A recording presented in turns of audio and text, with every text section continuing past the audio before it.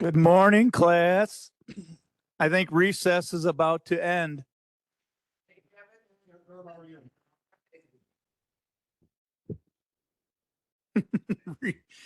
Recess is about to end.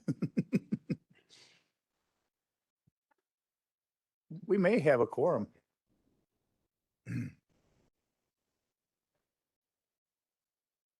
I think Dan just. Yeah, we're ready. Yeah.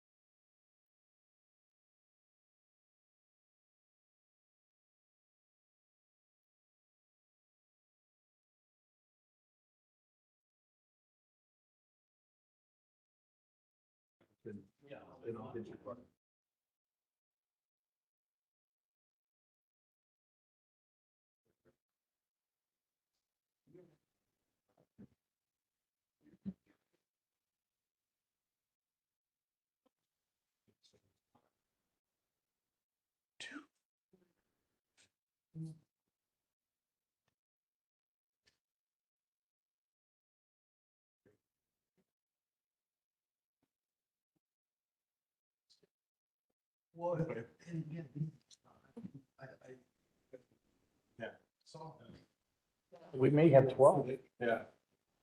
Yeah, you do. With one. Jack's coming. Yep, you got it now.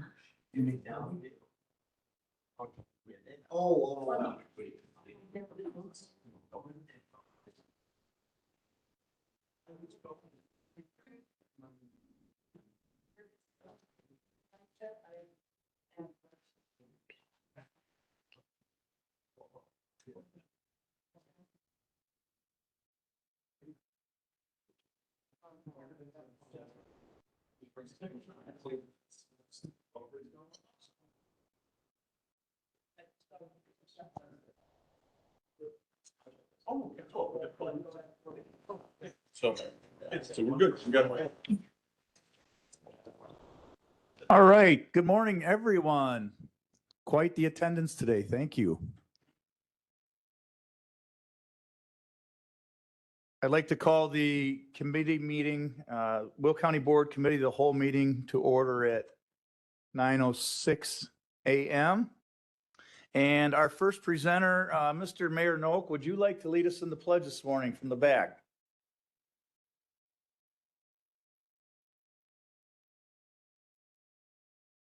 To the flag of the United States of America and to the republic for which it stands, one nation, under God, indivisible, with liberty and justice for all.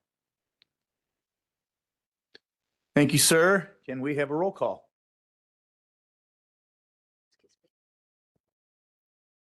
Madam Sandy. Richmond. Williams. Dean Schlattman. Ogalla. Pretzel. Butler. Newquist. Ballack. Oxley. Brooks. Winfrey. Bullock. Logan. Freeman. Revis. Mitchell. Ortiz. Berkowitz. Hickey. Costa. Trinier. and Van Dyne. Here. We have a quorum. Thank you. So it looks like we will be able to approve the committee of the whole minutes. So looking for a motion for August 12th, 2025. Second, thank you. Any discussion on the minutes? Another roll, please. Richmond. Williams. Dean Schlattman. Ogalla. Pretzel. Butler. Newquist. Ballack. Axley. Brooks. Winfrey. Bullock. Logan. Freeman. Revis. Mitchell. Ortiz. Berkowitz. Hickey. Costa. Grenier. And Van Dyne. Yes. Motion passes. Thank you. We have no old business listed this morning. Is there any old business to be brought forward to the committee? No? Okay, seeing none. Thank you. Moving on, this is an informational meeting. We do have 3 different presentations this morning. And let's start with the PACE annual budget presentation by Mr. Mayor Noak. Welcome, sir. And, oh, I'm so sorry. Before you start, I did miss public comment. Is there anyone from the public wishing to speak? Thank you for that. I don't think anyone has anything to say. So once again, Mr. Noak.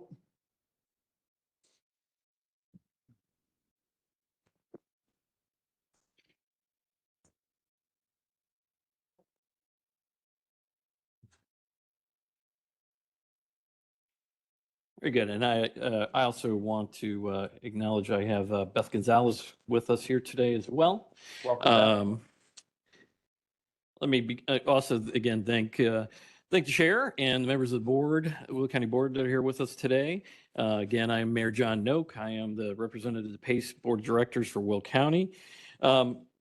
And on behalf of the chairman and our entire board, we want to thank you for the opportunity to present PACE's 2026 operating budget and capital program. To begin, let me acknowledge the recent passing of Senate Bill 2111, and which is for public transportation, plays an essential role in connecting communities and improving lives. And the lack of new funding would have had a devastating impact on our passengers, our region, our economy, and our employees. SB 2111 legislation, which takes effect on June 1st of 2026, ensures that PACE can not only maintain service, but also enhance it. With the new investment, we plan to deliver more services, increase frequency, expand bus on shoulder operations, explore innovative solutions to meet the growing demand. However, the question of how much PACE will be able to expand to places that don't have enough service is very much an open question starting in 2030, when funding will begin to be allocated to the service boards based on new service standards that are not yet formalized. PACE will be advocating for a fair allocation of resources for the suburbs, but we'll certainly need your help and to make the case that future discretionary funding cannot be distributed by the NEDA based solely on legacy ridership statistics. We believe that long-term system improvements like those included in PACE's revision plan need to become reality. This reimagining of our network will expand service, increase frequency, deliver a better transit system for our region. We have been busy preparing various service concepts for the region, and we will release our revision draft network plan in 2026 for the county's review and feedback. So when we come out next year, that'll be a key time to talk about where PACE will be going into the future now that the new legislation has passed. So we look forward to being partners on that effort. Now, before discussing PACE, the rest of PACE's 2026 budget, and let me discuss, we did have this threatened fiscal cliff that I'm sure everybody has heard about, but that didn't stop PACE from continuing to move forward to help deliver services to our riders today and planning for the future. I also want to, again, thank the county executive, the chair, and all the Will County board members and their staff for the great partnership with Access Will Dial-A-Ride, which provides an essential service for seniors and individuals with disabilities throughout the county. We've also made the reservation process easier for riders with PACE Trip Check. Now, suburban ADA paratransit riders, as well as users of PACE-operated Dial-A-Ride services, can use Trip Check to view their trip information, see their bus in real time, just like an Uber app, and cancel trips without having to call PACE call center. Again, I want to thank the county for your partnership and commitment to this project. I believe these changes will streamline and enhance service for riders throughout Will County. We also concluded that conducted a ADA customer service satisfaction survey. This year, the results were positive, with 89% of the respondents reporting very satisfied or satisfied with their ADA paratransit service. PACE has continued to make thoughtful, strategic investment in our system to enhance service on routes. With increasing demand in 2025, PACE improved service throughout the region, including multiple routes serving Will County. Between January and September 2025, PACE has provided over 364,000 fixed route rides and over 54,000 paratransit rides in Will County. On PACE-operated fixed routes operating in Will County, ridership was up 17.3% in September of 2025 compared to the year prior. Additionally, for routes with recent service investments, ridership on these routes was up 23.9% at September 2025 compared to the year prior. PACE expanded service on routes 755, 850, 851, and 855, which operate in the I-55 bus on shoulder corridor and provide convenience access to workers and students from Will County to downtown Chicago, including the Loop, the Illinois Medical District, and UIC. For Route 755, 3 additional morning inbound trips and 5 additional afternoon outbound trips were added. For routes 850, 851, and 855, 8 additional morning inbound trips and 12 additional afternoon outbound trips were added. With these additional trips, we also analyzed the route schedules, adding more consistent frequency and more limited stop service, and providing a total of 81 additional trips on the bus on shoulder corridor. The success of our I-55 bus on shoulder service has led to planned improvements at 2 of our park and rides along the corridor, the Bolingbrook Old Chicago Park and Ride and the Burr Ridge Park and Ride. With the service growing in popularity, we plan to construct new indoor waiting areas at both facilities to provide a welcoming and comfortable environment for our passengers and to wait for as they wait for the bus. Burr Ridge is also going to see some increased parking capacity. We continue to support innovative programs such as On Demand and VanGo. PACE launched its first VanGo in 2023. The VanGo is a reservation-based round-trip service that is designed so you can drive within a defined zone around a transit station for getting to and from your job any day of the week.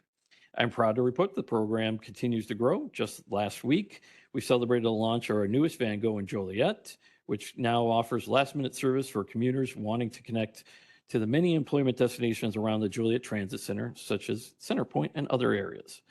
It was a great event. I'm glad for everybody who came out.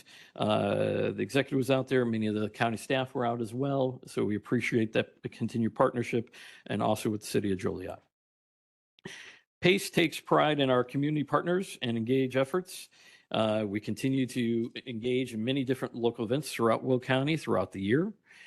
Now, on to the details on the budget. With the passing of Senate Bill 2111, the modifications to the 2026 budget took out in the public hearing. There were modifications we're making to the budget we had in October based on that. Senate Bill 2111, and now for those who may go and look at it, it's also House Amendments 3 and 4. 3 is where the substantive changes were made. 4 is actually just the implementation date that moved it to June.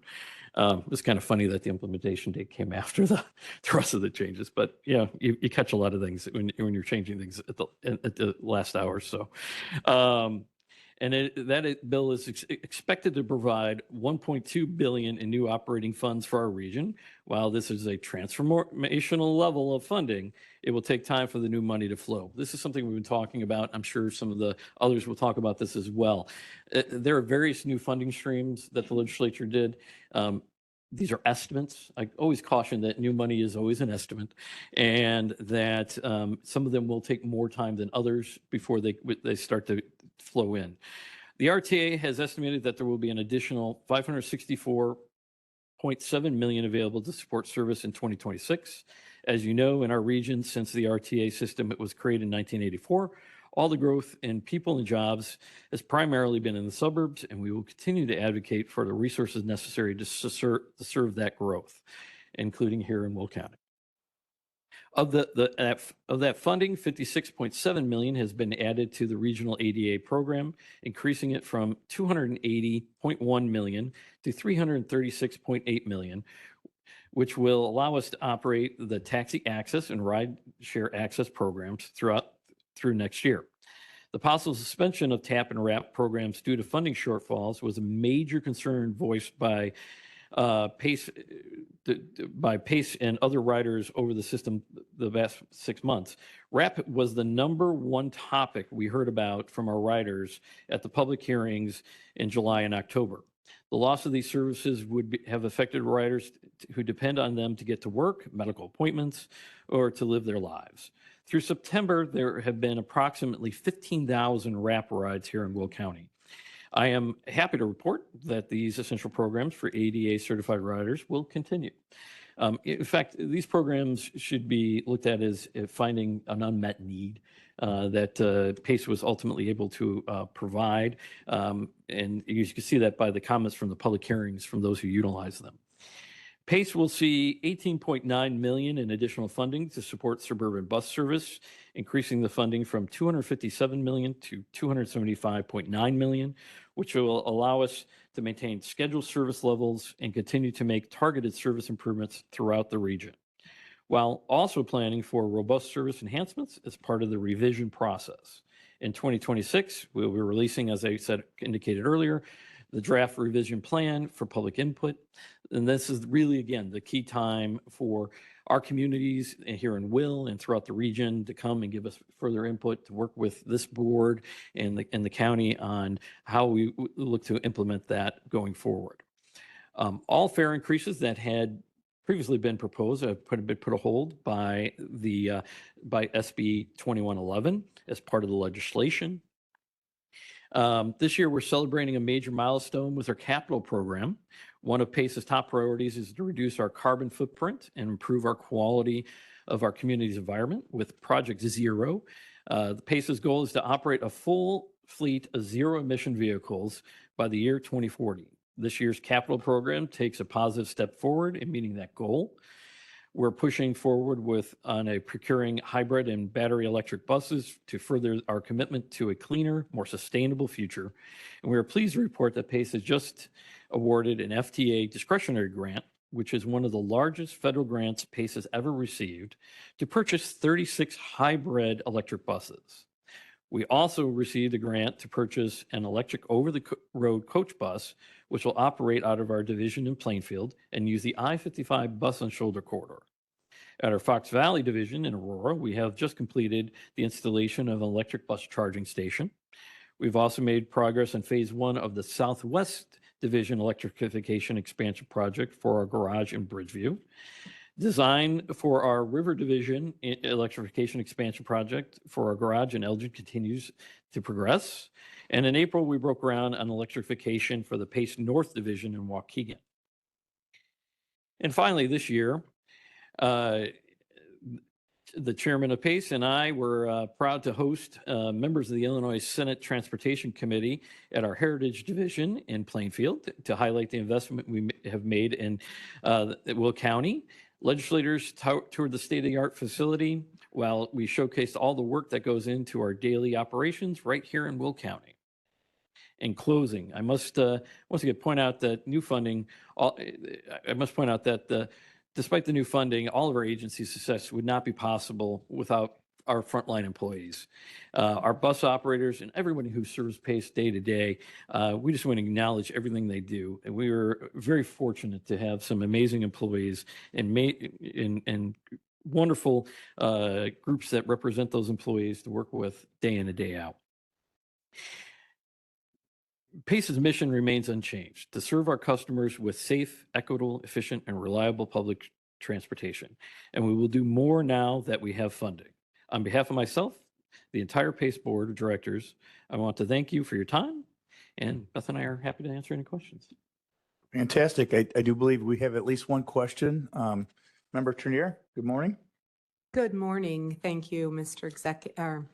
Mr. Chair. Mr. Mayor, thank you for being here today and for your many roles that you play as the mayor of Romeoville, in addition to being the mayor. Two questions for you. One maybe is more appropriate for Beth, but on the Van Go, is the only station we have right now Joliet where this Van Go is available? Yeah. Yeah. Yeah. And is Oh, the only this- one in Will County. Right. Yeah. And I'm assuming that these only get parked at train stations, so that's why this is the only one? It's where the demand can be Okay. met. Got you. And again, the goal would be to try and provide this as needed in the future. So Yeah, I guess Mokina has a train station too. I'm not as familiar with that part of the world. Is this vehicle electric? It didn't look like it in the photo. not all of the vans are electric at this time yet, but the goal would ultimately to transition as many of the vehicles in our fleets to electric or hybrid as soon as we can, depending on availability. And my last question, like I said, might be better for Beth, but currently in DuPage Township, people call the Dial-A-Ride service to set up a ride if they're senior or disabled. They are coming into the Access Will program. Is the phone number changing?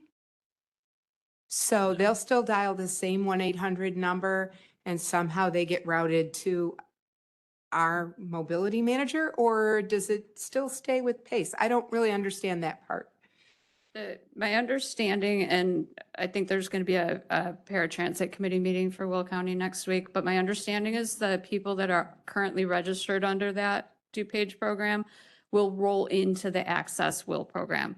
So they'll automatically be registered. Of course, it's going to be a transition, so there could be some hiccups, Sure. but the new ones they could go through the township to register, or they can call Callan to register.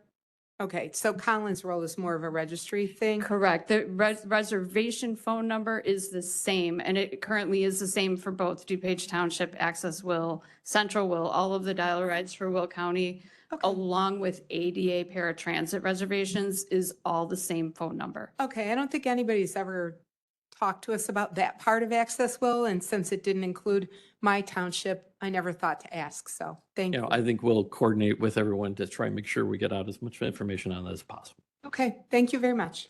And I think that kind of goes to, one of our goals here is to make all the services easier for everyone to understand, easier to access. There's still a lot of other services that are provided by other entities.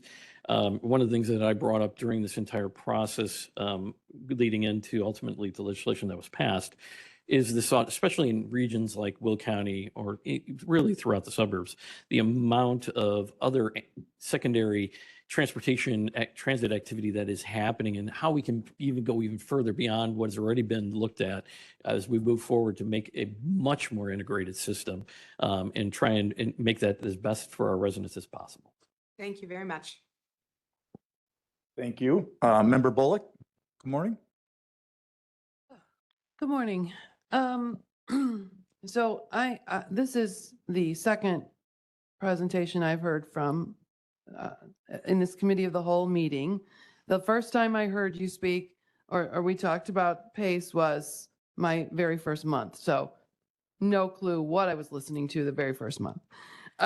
So I have a few questions just for my understanding.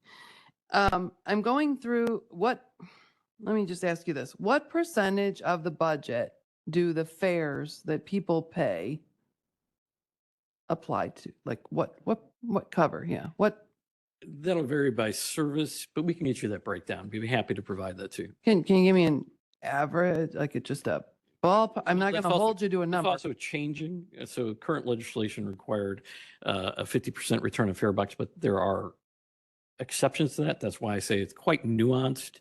So we would be happy to give you a breakdown. It's a lot more nuanced than just saying this percentage all the time, because it depends on the type of service. And obviously PACE provides a varying number of types of services, versus fixed line versus, the ADA. And the ADA program is somewhat separate from what we would consider traditional suburban bus service.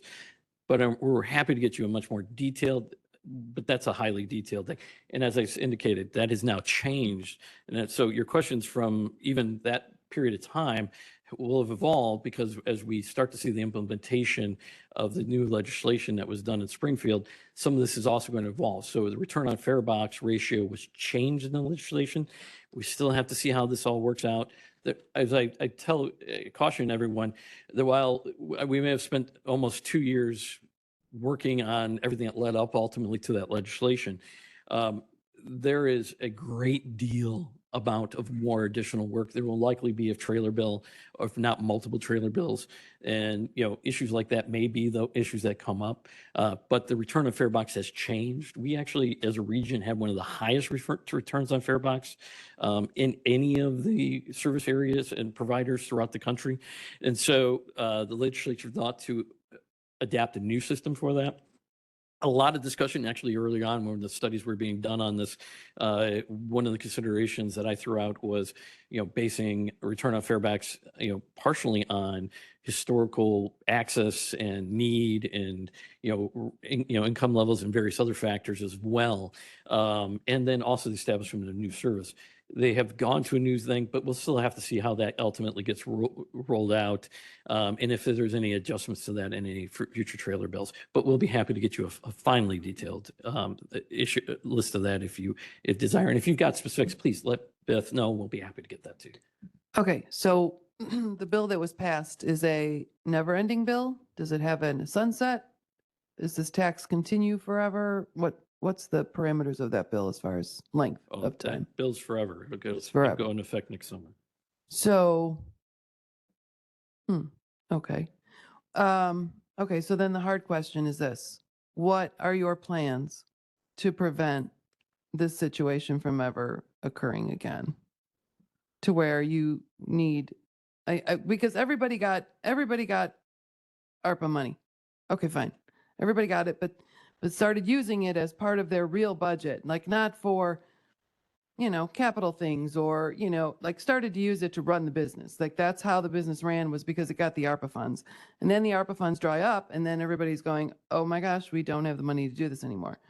So now you have this, I guess, this new situation that's going to continue forever is going to be a major funding source for the company. Do you have anything in place that is a systemic fare increase mechanism that would, or are you putting all that on hold because now you have this new revenue coming through? Like, how does this work? We're all going to learn a lot of that because as the new legislation has just passed, the process by which budgets are going to be done is also altered going into the future. And the integration of the NETA board and the various service boards is going to be a different dynamic than we've had previously. However, I will say that, as I indicated, these are estimates on what those funding streams might entail as we go forward. A lot of that is yet to be seen, but for the foreseeable future, those are going to be substantial revenues going in. However, I will also, and again, I will allow our colleagues here that are from the other service boards, and certainly CTA has its own unique situation. It did prior to the pandemic. It does now, and they would be better to speak to their situation. Most of the fiscal cliff was from CTA. The PACE fiscal cliff, while all the agencies face some level of fiscal cliff, and again, there's a difference between true suburban bus and ADA paratransit provided, and for various different issues that play into that. One of the other things that one might look at and indicate for any of the transit boards is not only was it a influx of money, but it was also a change in major dynamic in ridership. And so while we can talk about fares are also played in by the number of riders that are provided. And during that period of time, ridership was substantially down. Now, we at PACE are seeing substantial return of that ridership. So that part of the financial portfolio is now getting a little bit different and a little better. However, all public transit is still going to be subsidized. And that's true. And like I said, we actually here in this region have probably one of the highest, if not the highest, return on fare box of any of the peer agencies throughout the country. So those dynamics will be part of every review of every fiscal year, and something I'm sure that all the agencies will look at and the new NETA board will look at as we progress. Thank you.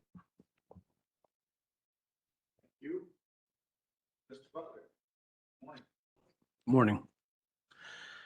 So I would think that for this program to succeed, that it would be driven on, how many riders you had on the bus at any given time. Obviously, full buses makes a profitable system.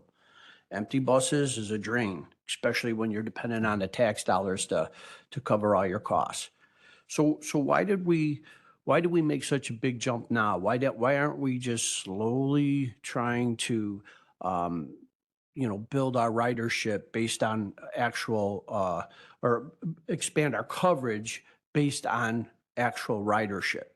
And certainly the bill that was passed in the legislature that would be best served and responded to by the state legislature. I don't pretend to know their goal and ultimately into what the legislation they passed. Certainly we are part of it.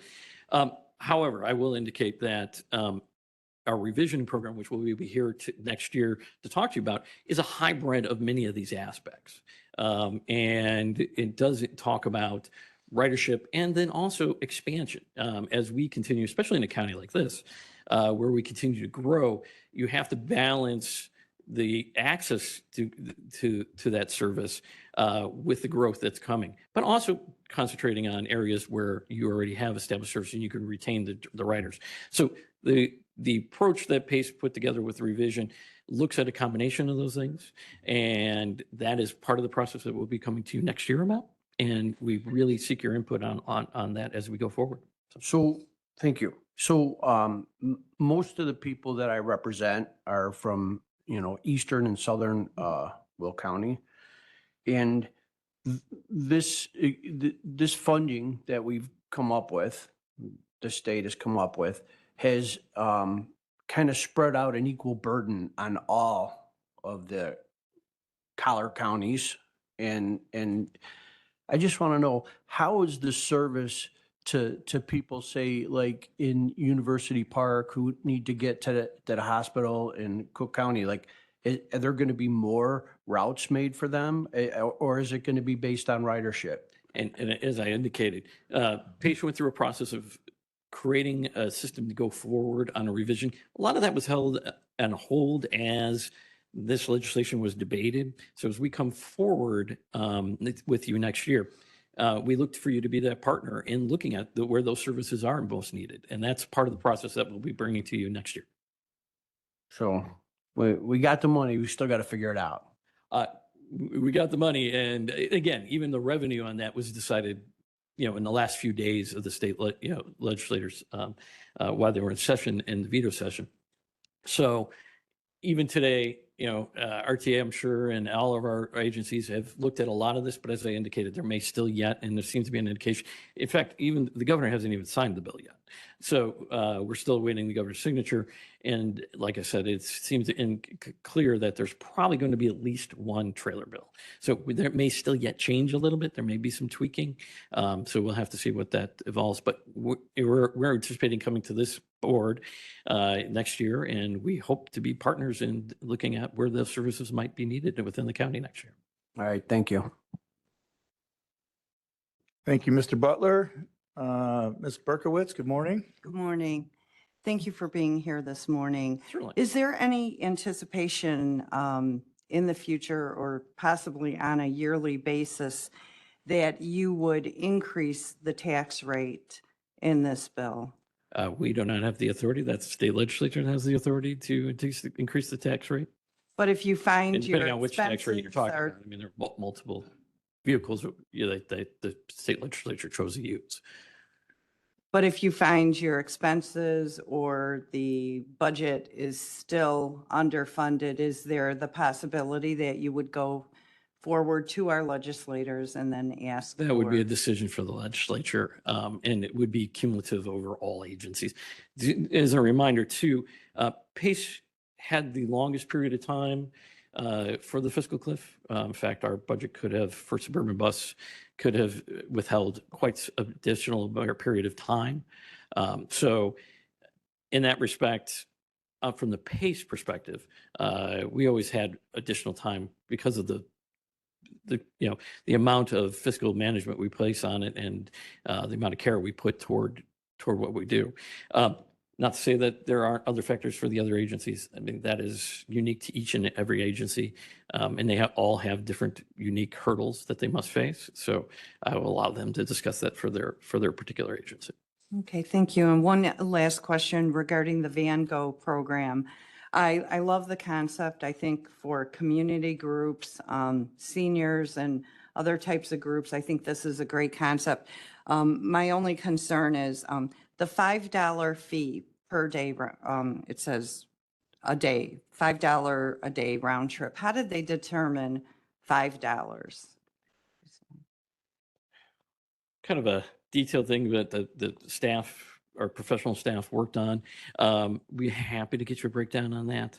And again, if the driver, however, can not have to pay that if there's a committed driver to the system under some dynamics. And I believe that it's not a full 5, it's It is 5, yeah, but it's 225 for the If they take a bus, it's 220. 225, they take the bus. So there is other Okay. dynamics that go in play there. But we'd be happy to have, Beth would be happy to get you that information in more detail. Well, the reason why I ask is my concern is, the fiscal responsibility of it. It must be expensive, the cost for the vehicles, insurance, maintenance. $5 is a bargain. But my concern is that the subsidy of this program and the impact that it has on the taxpayers. So I think a lot of benefit to the user, very convenient. It's an incredible program. I will say, however, to provide service at that level versus a fixed line, the return it's a significantly better return in that scale at that time. You can always add in or look at and analyze, doing further analysis on if you do eventually need fixed line versus that, but versus establishing a full-on fixed line service, something like a Van Gogh, or even as we do look at, that's why we've looked at many alternative programs out there to find the most cost-efficient way to provide service over such a wide area. It's always a challenge you're going to have with suburban bus, but we do everything we can to try and keep those costs as low as we possibly can. Thank you. Thank you for your questions. Anyone else? Any other board member with any questions? Well, thank you both for coming in, and if I may request, any of the questions that you were going to answer with some information, if you could just send it along to the chief of staff, and he'll be sure to pass it along to all the board members so they have that information. And thank you so much for coming in. We're happy to. Thank you. All right.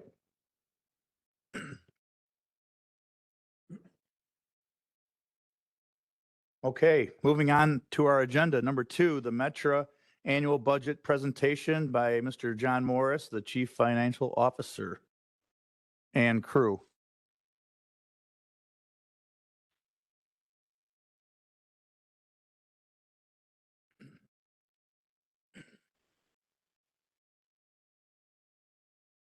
On? Okay. Good morning to the members of the Will County Board and citizens of Will County. Today with me are Metra's Will County representative to the Board of Directors, Brian Shanahan, and from our staff, Noe Gallardo. Today, I'm going to talk about the budget for Metra. We'll start with some of the facts on the budget environment. First, unlike PACE, our COVID reserve funds, we would have expected to be fully depleted during 2026, basically stretch almost the entire year, but we would expect to run out by the end of the year. Helping us are strong sales tax marks. You may have noticed that when you go to some place like Wayfair or some of the other online retailers, that all of a sudden you're paying a lot more sales taxes that you may have been doing in the 2019, 2018 era. And that's because of changes with the state method of sales tax collection and has resulted in much stronger sales tax returns for us. So far this year, we're getting about 10% more in sales taxes than we had been provided by the RTA in estimates. That's very helpful. Now we have new state funding to help us cover our projected deficits. So in 2026, we'll get about 28 million. And that's because we have over 200 million in COVID funds to cover for this year. But in 2027, it'll go up to 247 million. And 2028, it'll go to 284 million. All right. And those represent basically the additional funding from SB 2111 that will be covering our funding gaps for those years. Now, in return for this, we've looked at no fare increase in 2026. We had previously, under the direction of RTA, scheduled a 10% fare increase, and now there will be no fare increase in 2026. And we are not going to transfer any operating funds to capital. In addition, there will be no service reductions. We're not going to transfer any of our RTA innovation, coordination, and enhancement funding to the operating budget. And we are expecting to see each year about 5% increase in ridership, which is maybe slightly less than what we've been seeing. But now we're seeing as you go up more, the rate of increase kind of slows down. And as they mentioned before in PACE, we're seeing a ridership pattern change, and we're seeing less riders or rides overall during the peak. But what's making things difficult for us is you have a very low ridership on Mondays and Fridays, and you have closer to normal ridership Tuesdays through Thursdays. So people are asking, hey, why don't you have 60% of your ridership? Why don't you offer 60% of your service? But it really doesn't work out that way. You can't say, well, this train runs on Tuesday but doesn't run on Monday. All right, so that's a practical thing behind it. With this new funding, though, we're going to try to have some modest service increases. One of the things we're trying to go toward is regional rail, where it's not strictly oriented to going to and from downtown, but also trying to help people to get into downtown during the day or get to other suburbs for appointments, get from suburb to suburb. Obviously, though, we have to stick to the rails, so it makes me hard to have a train from here to Schaumburg, all right, directly. All right, now we'll talk about our operating plan and budget, the raw numbers. As you look at, I don't want to read through all the numbers here, so I'll hit some highlights. The first thing is on passenger revenue. The passenger revenues that you see, the increases, is a result of ridership increases, not fare increases. Okay, the commuter ops revenue, the other operating revenue, we do have money from the federal government that we're using up, but as we hold it, we're gaining additional interest. So that amount is going to go down in the short term as we have less money on that. The rest of that comes from things like when we rent our tracks out to other railroads, advertising, and et cetera. There's a line, other expense NICD and other income NICD. That's a kind of a pass through. We're doing a project to improve the Metro Electric tracks to allow for increased service from the Northern Indiana Commuter Transit District. And since it's benefiting them primarily, they're paying for it. So it's a pass through. One of the things that we do not have in here is funds needed for capital. Previously, we'd shown $60 million that would be transferred, but we have taken that out. So we'll have to find other means to help fund capital. But we do have new funding. That's the 28 million, 247 million, and 284 million. That's the additional funding that allows us to have balanced budgets for each of these years. So we were able to balance our budget. I know a question was on fare box recovery. The typical ratio has been about 50% for the region. The new bill drops it down to about 25%. And that is approximately where we're going to be for 2026. Now we'll talk about the capital program. We have about $515 million in our capital program, and that's primarily funded through two main sources. I know there's a number of things in the top bucket, but I'll consolidate them into two things. We get about $325 million normally from the federal government and the state government through motor fuel taxes. That's kind of ongoing, steady state funding source. And then we have almost 200 million in additional discretionary grants. So that gives us our 515 million that we use for the program. We're going to fund about 122 projects. And the primary biggest things that we're using on these projects first is rolling stock. I don't know how many of you might have rode on in 1955 train cars. But some of our train cars do date to the 1950s. And what we do is we refurbish those. But as you can imagine, the more you refurbish them, the more expensive it gets. And soon you get to a point where you're buying a new train car to refurbish a 50-year-old, 60, 70-year-old train car. So we are looking to buy new rolling stock. In addition, we have to improve our locomotives. As you can probably imagine, the older locomotives are dirtier, and you can only do so much to fix the emissions on those. So we're trying to replace those with more efficient in terms of fuel usage and cleaner in terms of emissions. So that's about 270 million going to that. Another big area is bridges, track, and structure.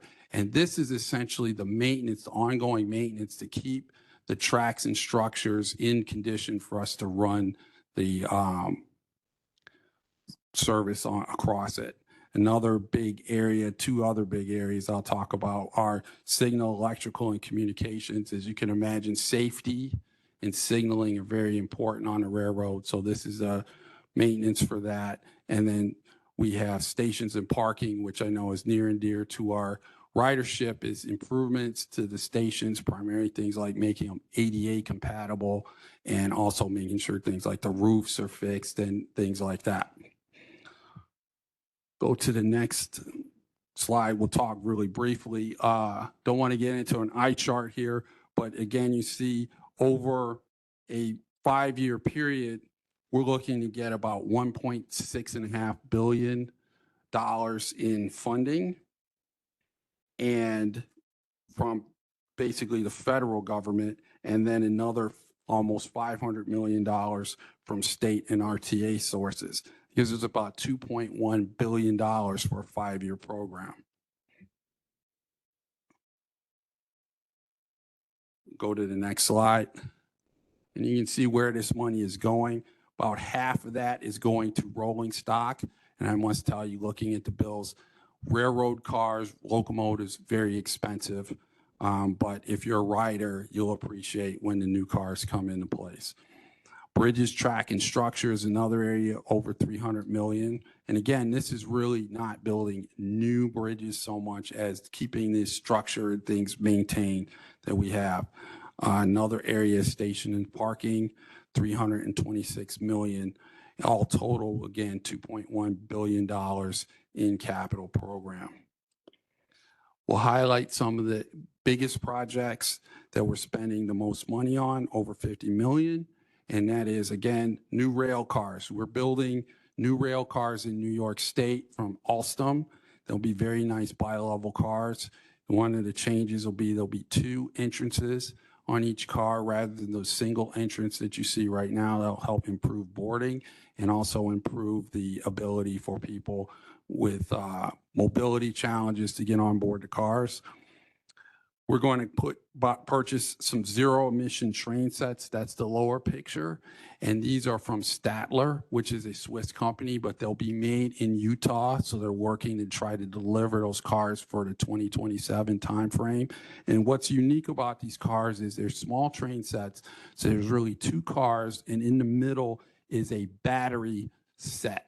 So this will be the first battery-powered type of this train in the United States. And we're going to get about 8 of those trains. And we're going to try them on the Rock Island, primarily on the Beverly branch. And the advantage of that is if you've ever been on Metro Electric and compared that to being on the other railroads with the diesels take a long time to get up to speed, whereas the electric go really fast, stop and start. So when you have something like Beverly branch with frequently stations, this will be very helpful for that. We've got to test those out in Chicago, because how many people have ever had problems with your battery in your car in really cold weather? Oh, anybody? Yeah, okay. So we need to make sure these trains work well in the weather. So before we go full bore, getting a lot of these train sets and putting them in service, we need to make sure they actually work in Chicago in all our hot and cold conditions. Again, we still have old cars, and these new cars are only going to replace 200 or 300 of the cars that we have when we fill this order out. So we still have to maintain the rest of the cars. So we have rehab programs for cars made by Nippon Sharyu and Amerirail. We're also going to work on Van Buren Street Station, which is on Metro Electric. And I personally visited that station a number of times. It needs a lot of attention. Anyone that ever takes a Metro Electric up there will know what I'm talking about. Program management allows us to be able to effectively use the 2.1 billion and make sure we get the most bang for the buck and get the projects done on time and under budget. And then, of course, tire ballast, switch heaters and stuff like that. That's the mundane stuff that keeps the trains running through the winter and things like that. Now, we'll talk about some of the stations and parking. I'm not going to go through this whole list, but I do want to point out that we have a station on Midlothian that's going to be get new shelters, and Lockport will get new shelters. Last thing, my executive director would be very disappointed if I didn't take the opportunity to talk about bridges. All right, so Metro operates over 926 bridges. And as you may know, Metro does not operate only on Metro-owned lines. We operate on lines from the Union Pacific and other railroads. And so that's 926 bridges we operate over. Now, about half of them, 446, we actually own. All right, so there are bridges. We're responsible for the maintenance of them. And out of that, about 210 need some love, okay? So they're not unsafe, like, okay, if you roll over this bridge, it's going to drop or something like that. But what happens is bridges are old. They're over 100 years old. They need a lot of maintenance to keep them safe. And what starts happening if you overuse them, you have to slow the trains down or reduce the size of the trains. So they won't fall, but you're going to go through slow zones. And if you've been on trains with slow zones, you know how annoying that is. So our intention is to get a more accelerated rehab and replacement, focusing on those 210 bridges. Now we'll talk about a couple Will County bridges that are in design. Mokina Rock Island Bridge, which is over Old LaGrange Road, and also the Joliet Rock Island Bridge over Hickory Creek, which means what they are is we're trying to design replacements or rehabilitations for those bridges, and then we're going to look for funding to be able to put them through into construction. Go to customer initiatives. One of the things that you'll see at the stations are train tracking signs. We call that the TroyNet, and this will help you to understand what the next train, what platform it's going to be on, and how long it's going to take before the train comes in. That'll keep you from sitting there going like, when's the next train coming? Another thing that we've done is bikes on trains, and this helps with the last mile. You know, how do you get to that suburban station? You have to roll to your office that's a mile away or something like that. One alternative is the VanGo program, but sometimes people want to be healthier and they ride the bike. So we have expanded to allow basically people to ride on all the trains except the super crowded ones with their bicycles. We've dedicated slots on some of the cars that can be used for the bicycles. There has been one change recently. Some of you may be familiar with some of the e-bikes or e-scooters. These are huge and they're very heavy. And we've had people try to bring them on the train and they're too heavy to lift. So they use the E mechanism to try to jump up the stairs. It's very unsafe. So we have banned that. If you can't pick the bike up and carry it, then you need to get a different bike, basically. All right. And then last, we've got ticket vending machines that we've installed at pretty much the stations that had agents at them and downtown, and we pretty much installed the ones that are going to be installed for now. And so far they're functioning, but be aware that it's only maybe 10% of the tickets sold come from these, so it's not the big driver. Most of the people are using mobile tickets now.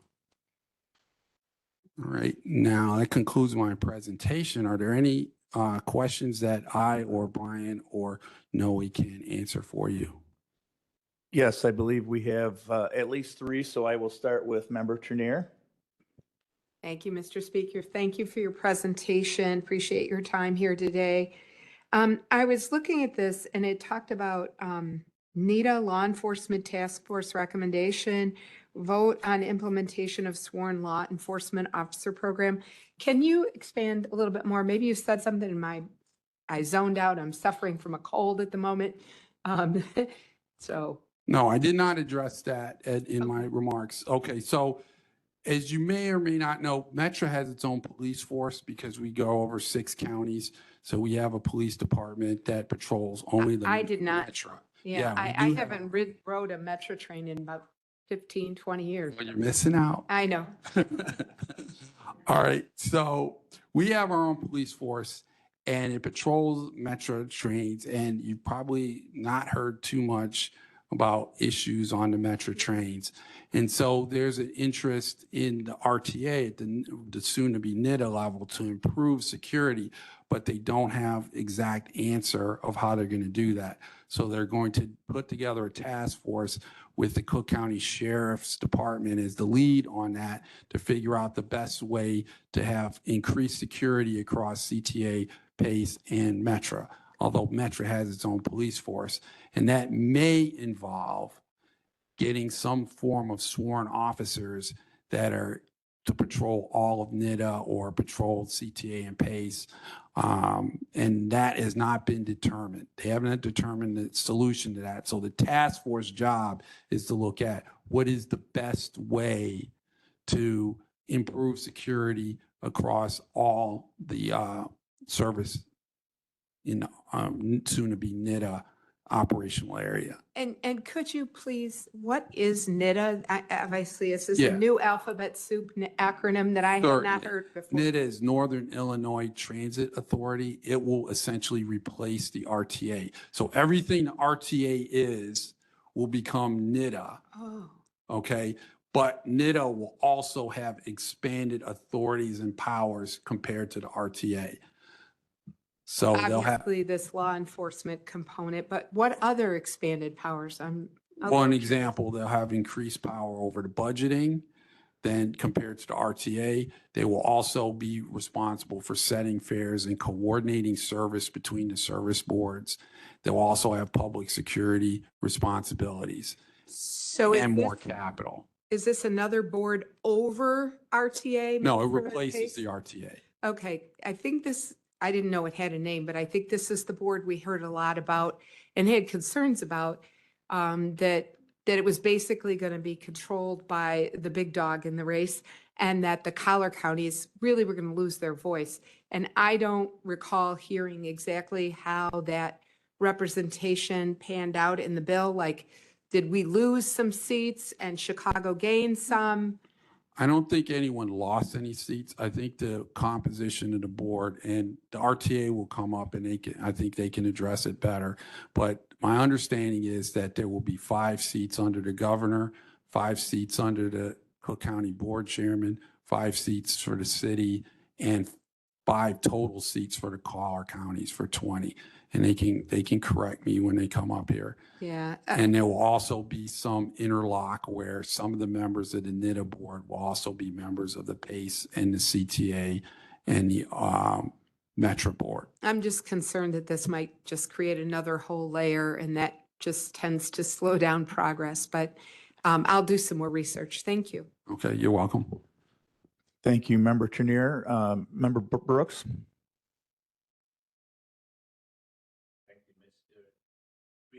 Good morning, Mr. Morris. You put some very big figures on the screen, not just millions of dollars, but billions.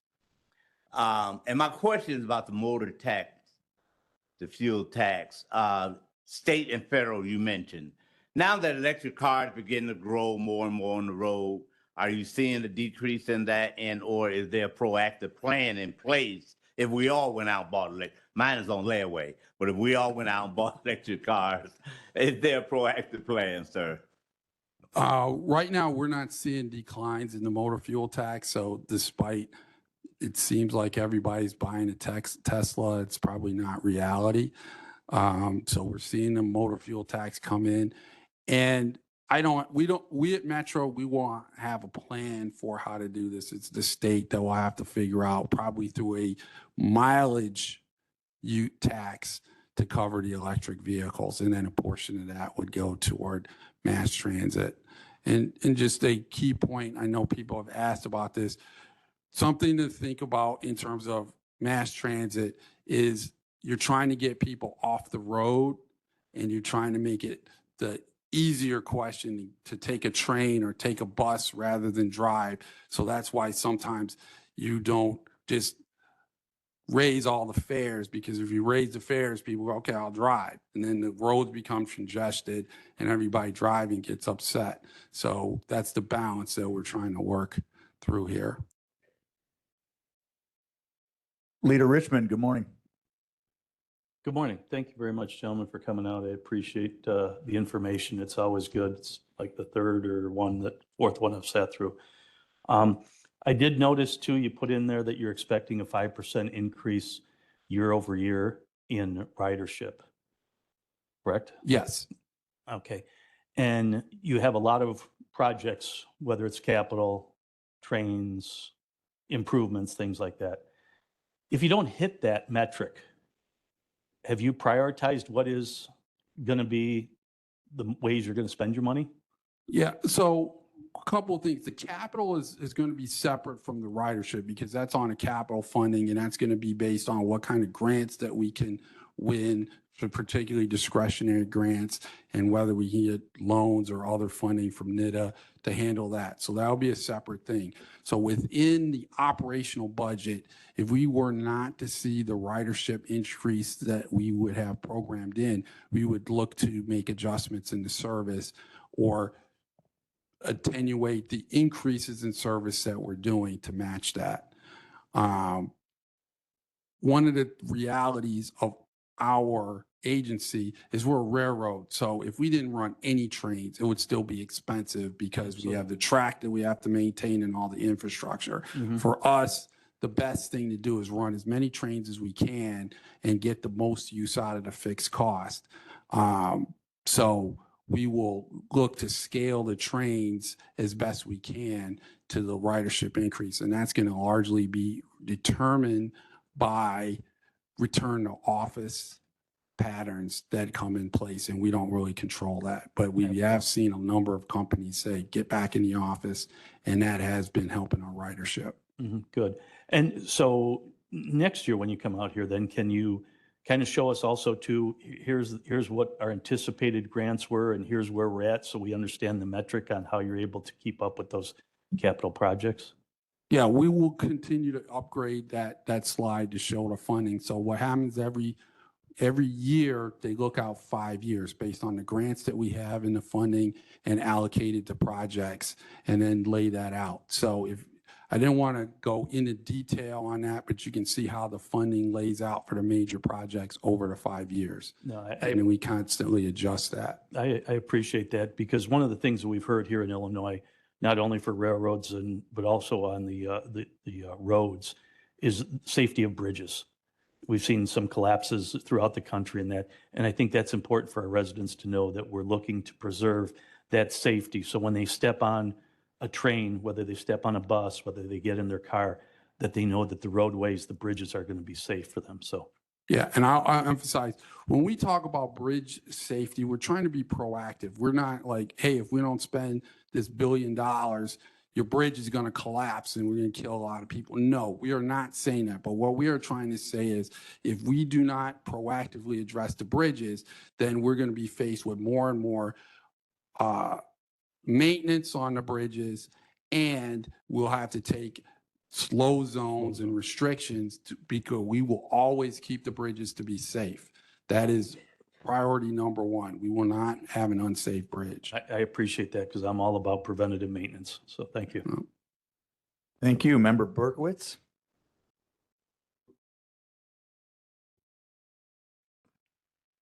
Thank you. Thank you for being here today. Appreciate your time and the information. I've got a few questions. Good to hear the new stack made in Utah. I think that's incredible. I don't know if it'll be US Steel, but that's good to hear. You mentioned cars with battery electric power. Do we have any portions of the lines that experience flooding? And if we do, could that impact the operation of an electric car? The reason why I asked that is I was in Tampa and they had some heavy rains and it literally shut down their trolley system. It just came to, people got stranded and stuck. So is there anything in the lines that you have to worry about with water and drainage? I don't think we have that problem on the Rock Island. Are you aware of any flooding?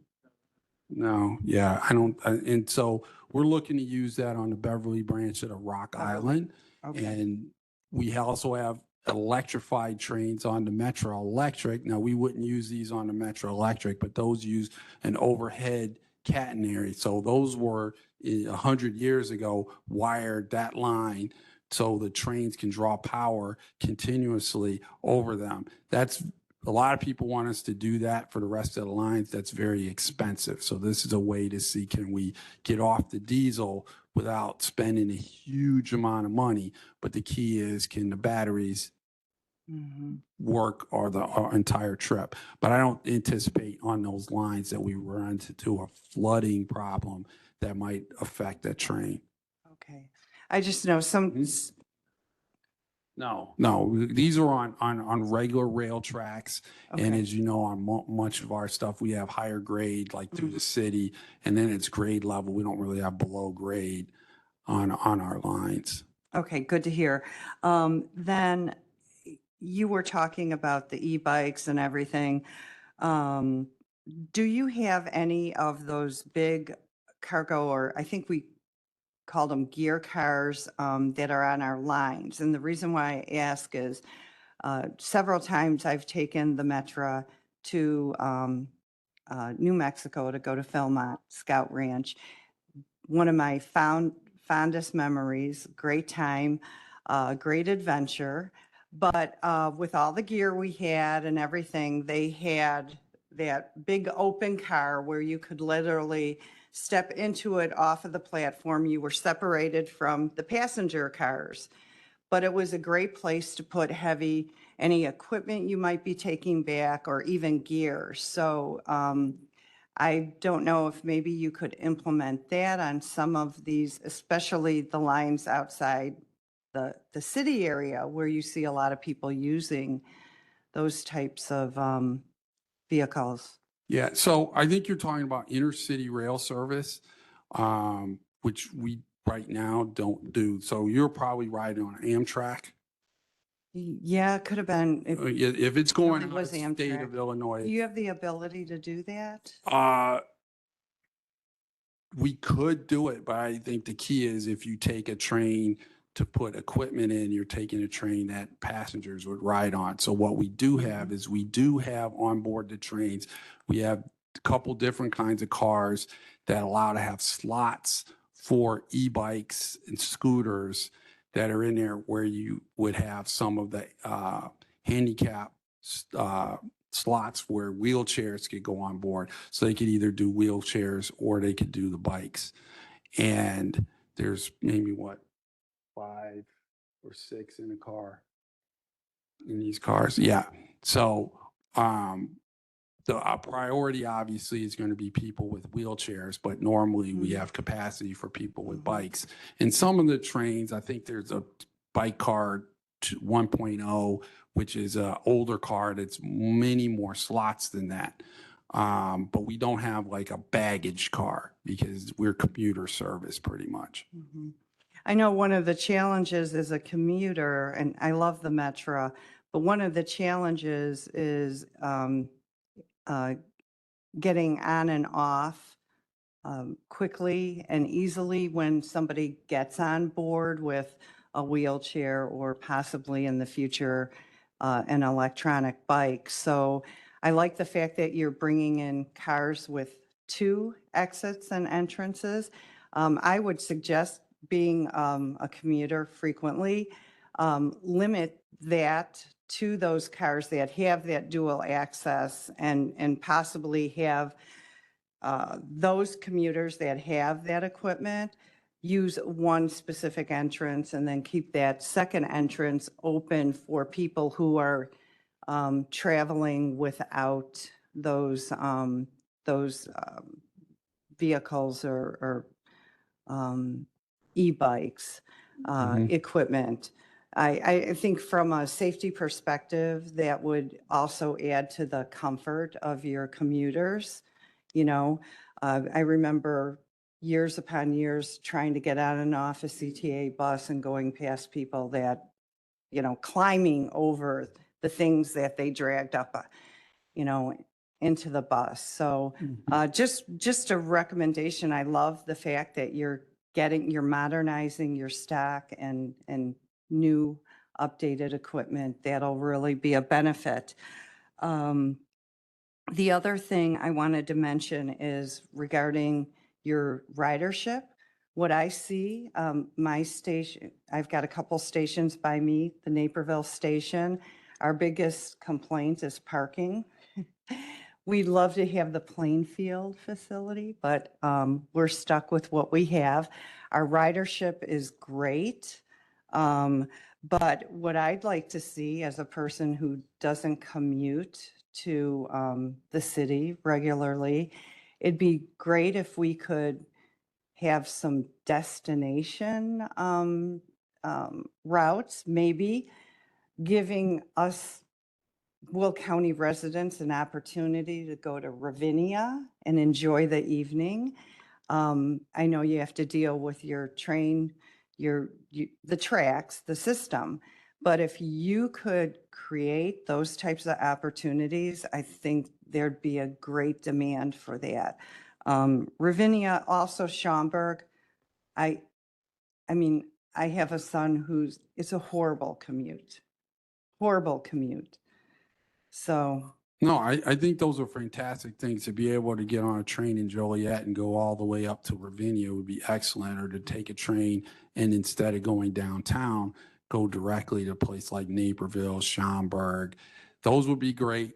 And those will be efforts that will take a long time and a lot of money, because unfortunately we have to run on the tracks, and there have to be tracks that are there and tracks that we have permission to use.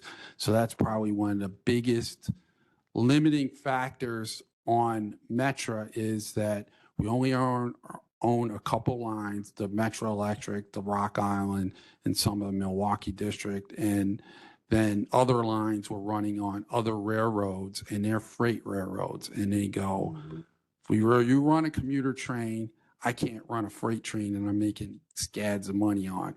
So we have to battle them to get the commuter slots. And also, as you know, the signaling and all the upgrades to run a commuter train on a track. Let's say we wanted to run a track from here to Joliet. There may exist a track, but that doesn't mean we can run a commuter train on it. So those are investments of a lot of money, but we do try to think about how can we do that? Can we connect the tracks so that you can go through Union Station and go from, say, Naperville train to BNSF onto Milwaukee District. So we're looking at those kind of improvements, and they do cost a lot of money. So we're thinking that way, though. yeah, I'm hoping with this new structure, now that we're all in, we are part of the system, that hopefully they will work with you to provide this new concept of transportation. This was a major change in structure. So hopefully you can let them know that we would like them to work with you. We want to bring these opportunities and, you know, give the rest of the state, you know, outside of Cook County, these opportunities to, you know, see our state and support these other communities. So hopefully we'll see that intergovernmental cooperation and growth. Oh, absolutely. And we love to run trains. So if NITA gives us the money and says run more trains, then we can get the permission to do it. We would be definitely happy to do that. So we're not wedded to our current schedule and everything like that. We want to serve the community as best we can. And the limitations on that, though, are the infrastructure, the funding, and the permission. And as we can navigate through those, we would love to give a lot better service, a lot more service. That would be our pleasure to do. Well, and I take it frequently, so I would like to thank you for running a very dependable system, comfortable and safe. So it's much appreciated. Thank you. And thank you for your ridership and support. Thank you. As we speak about trains, am I the only one that hears that phone notification that's actually a train horn right now? I thought that was kind of fitting, but anyway, moving on to Member Butler. So I'd like to circle back to the need of the board that regulates. You said there was 5 that were governor appointed? Yeah, I that's my understanding. But I think if you get the detail to ask the RTA, but I believe it's 5 from the governor, 5 from the mayor of Chicago, 5 from Cook County president, and then 1 each from the collar counties. Okay, so you said 5 from the city of Chicago, 1 from each collar county, which would be 5 appointees. And what was the one from the 5 for the Cook County board president. Cook County board president would appoint 5? Yeah, that's my understanding. But again, So that's basically 10 from Cook County. 10 from within Cook County. That's my understanding. And then how are the Collier County members chosen or appointed? I believe they're appointed by the counties, the boards of the county. So we would do that. Yes, I believe Okay. that's correct. Yeah, county executive, okay.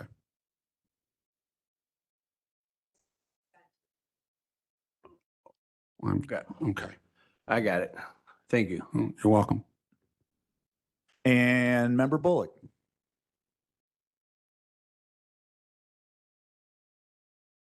Good morning. You have a line item in your budget that you didn't discuss. I'd just like to know what it is. Support activity.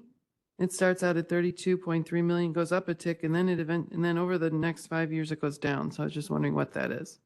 Support activity is that, let me make sure I'm talking about the right thing with you.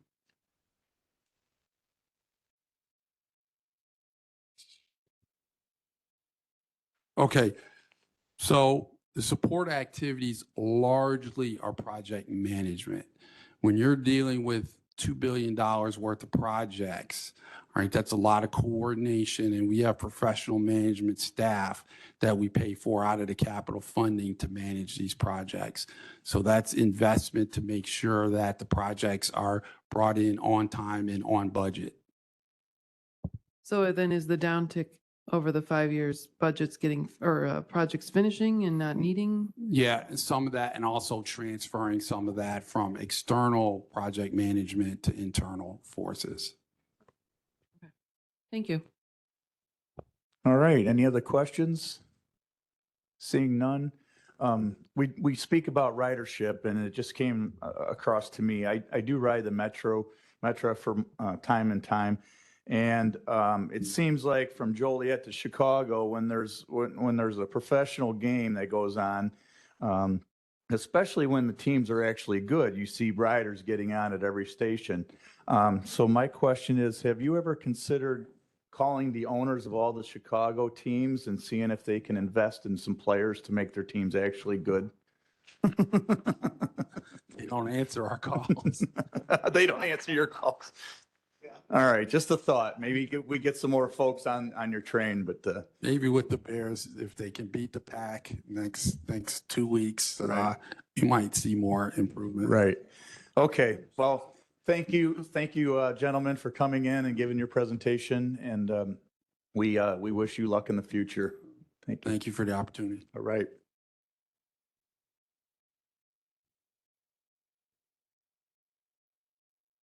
And last but absolutely not least, the RTA annual budget presentation by Mr. J.D. Ross. He's our RTA board member, and Kevin Busso, I'm sorry if I got that wrong, their CFO. Welcome, gentlemen.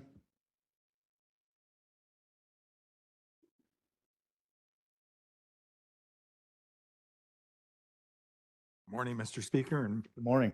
members of the board. This morning, we're here, unlike previous years where we were concerned about our financial status. We're here with good news, thanks to Senate Bill 2111. A new era has begun for transit in our region.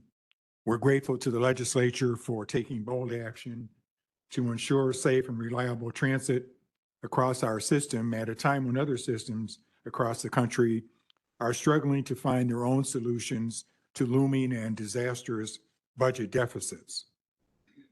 We thank local officials like many of you, the Will County Government League, the CED, and others for their support of increased transit funding. So instead of having to face deficits of at least 20% as we had been projecting up to the time that the legislature passed the new bill, instead of being concerned about that, we now have a situation where riders will see continuous service improvements and upgrades. The rider experience will be improved, and there will be no fare increases for 2026. Compare this to Philadelphia, where with a deficit of over $200 million, they were forced to make cuts that range anywhere from 40% to 50%, while at the same time increasing fares by a tremendous amount, even with the reduced service. So you heard already from the two service boards about plans for Will County. What I'd like to do now is turn to our Chief Financial Officer. He'll give an overview of the regional budget and our specific RTA budget, and then we'll be happy to answer questions and give some responses to some of the questions that have already been asked. I'd like to introduce Kevin Busso, our Chief Financial Officer for the RTA. Unfortunately, this will be his last time with us. He's accepted a new position as the Chief Financial Officer for the Village of Oak Park. Kevin, take it away. Thank you, Director Ross, and thank you, Will County Board, for having us and presenting our regional budget. Before I get going, I just want to mention that our government affairs department is also represented here, so save those tough questions for Anthony Cefali, who's in the back there. We do have a great summary, 40-plus page summary of the 1,000-plus pages bill, Senate Bill 2111, posted on our website. We would be happy to share that link with the county manager here, and so that it can be shared. We also do have our regional budget as well as links to the service board's budgets on our website. So in case you want to spend an evening getting into the recovery ratios and how much of that operations that are covered by fares, that information is there as well, but we'll be happy to cover some of that. So if we could go back to the second slide there. Yep, right there. So 6 days after the Illinois General Assembly approved the Senate Bill 2111, the RTA board met to amend our funding marks. If you recall, or if you were following transit in Chicago, the RTA board had requested the service boards to prepare two budgets. So scenario one and scenario two. Scenario one was the budget that did not include any additional funding. Scenario two was the one that included gap funding. We're grateful to the Illinois General Assembly that they approved the funding, that they about 1.25 billion, which we're going to get into details here. What that did is it resulted in, again, no service cuts, no layoffs, there's no fare increases. The RTA board had mandated the service boards to include a 10% fare increase within their 2026 budget, regardless of the scenario that they were putting together. So that's no longer the case. New funding will mean there's opportunities to advance a lot of the service enhancement and service quality, as well as the user experience that we have been sort of talking about here. If we can go to the next slide on ridership. So in September of this year, the average weekday ridership across the 6-county region exceeded 1.3 million rides per day. Again, building on several years of ridership growth, the new funding will allow the service boards to increase hiring, improve the employee and rider experience. We're going to increase frequency as well and create a pathway for additional improvements to public safety and reliability that, again, riders have been asking for. And as we go through the county boards and present a regional budget, that's a common theme that we hear from the county boards. So again, this funding will allow us to address that. Next slide, please. When we get into the actual operating funding for 2026, so Senate Bill 2111 provides two main funding sources for operations, and those are outlined on this slide here. I would like to clarify that this funding will not we will not receive this funding until Q3 or Q4 of 2026. So the service boards will need to operate under the current funding model. The estimates that are included here of $1.25 billion, that's based on several assumptions, including the very first one, which is the RTA between June 1st, 2026 and September 1st of 2026 will need to approve the increase of the quarter sales tax that's included on the bill. So that's one of them. The other one being the economy stays on track. So that's a big one as well. The two main items, again, 5% of the 6.25% sales tax on motor fuel will be dedicated to transit operations. That's going to be split. So that is going to be split between 85% coming to the RTA region, 15% going to downstate transit. So there's a little bit of funding for downstate transit as well. This does not require any additional steps. It's going to be taking place, or it's going to become effect July 1st of 2026. So this is an existing motor fuel tax. It's just the funding is going to be now coming to the RTA and downstate transit. The other item is the 0.25% increase that I just mentioned. That's estimated to generate about $478 million in revenue for the RTA region. Again, the RTA board is required to approve that before it becomes in effect. The bill has not been signed yet, but we're expecting that will be signed soon here. If we go to the next item, so all these numbers are in billions. Large numbers here, as one of the board members mentioned. So in 2026, our existing operating public funding stands at $2.568 billion. With the new 0.25% sales tax and the reallocated state tax on gas, we're going to add a projected $199 million and $366 million in new funding for 2026. Again, we're expecting to get this funding in Q3, Q4 of 2026. So that's not funding that's coming in right away. By 2027 and 2028, these new sources are projected to generate over $1.25 billion. And so that means there would be a total transformational funding of $4 billion for transit in Illinois. So we've never seen this before, and it's amazing news for transit in Chicago and in the region. You do see at the bottom in there is an additional $180 million coming in.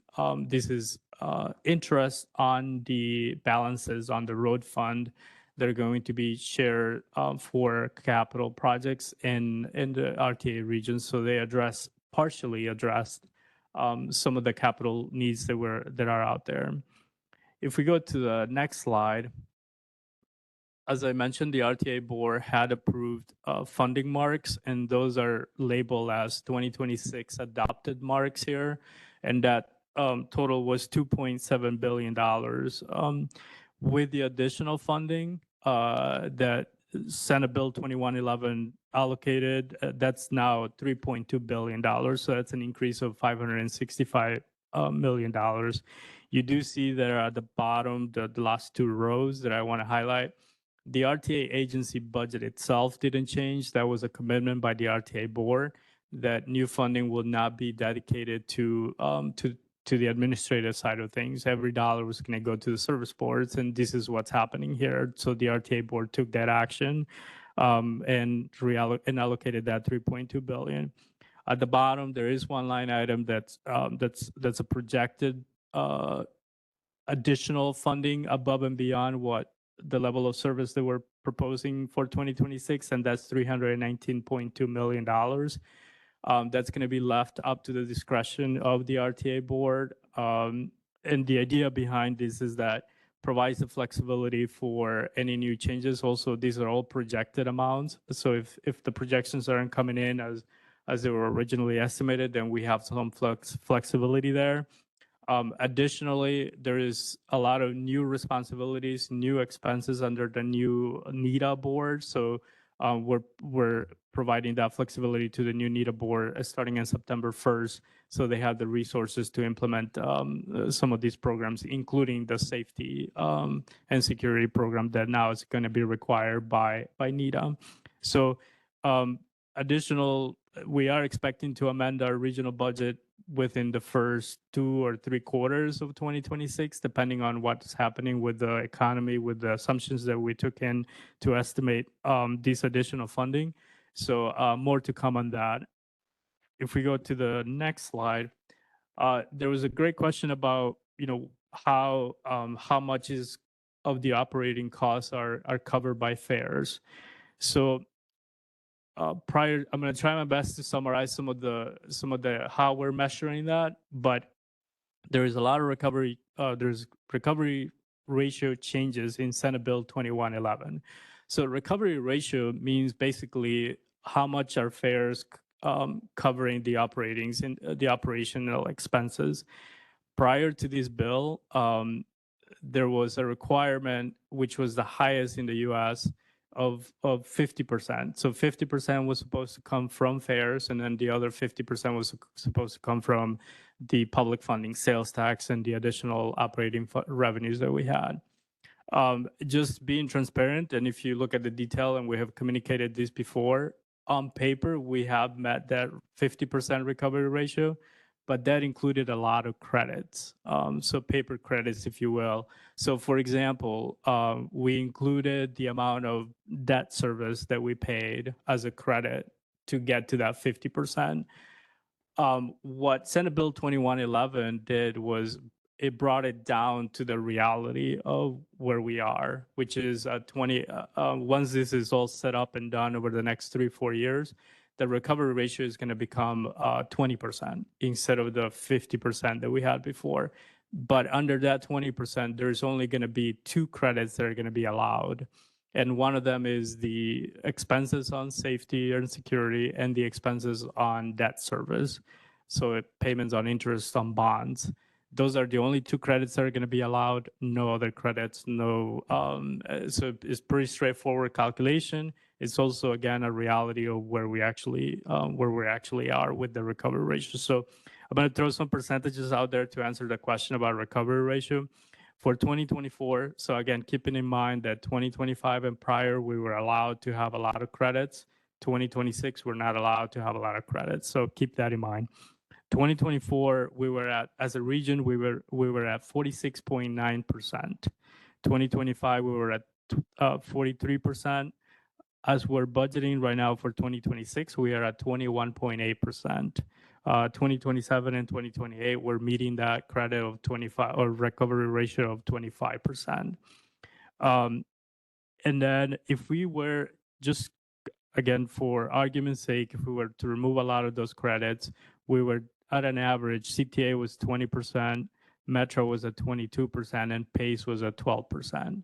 So again, once we combine that regional recovery ratio at the RTA level, we're within that range that the bill was as it was approved. So there's a significant change in the recovery ratio that again matches the reality of where we are in terms of fares.